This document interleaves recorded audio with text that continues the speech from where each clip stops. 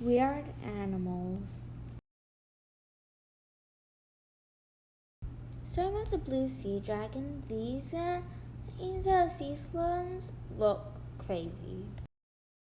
The sparkle muffin, also known as the peacock spider, has a beautiful abdomen that resembles a male peacock's feathers.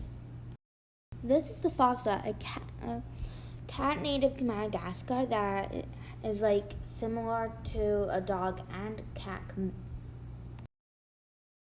Next is the shoebill stork. These birds are crazy. They make these noises with their beak that sounds like gunshots. Next, you can see why this is weird. The patu looks like their eyes are made of plastic. Next is the kakapo, my favorite animal. They're actually a parrot with the nickname moss chicken, an owl parrot, because many people think they're a face of an owl, a little bit. Giraffe weevil. These beetles are like crazy. They're found in Madagascar. This is the hoatzin.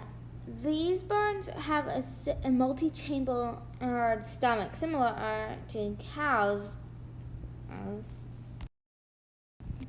This is the President Quetzal, a beautiful bird.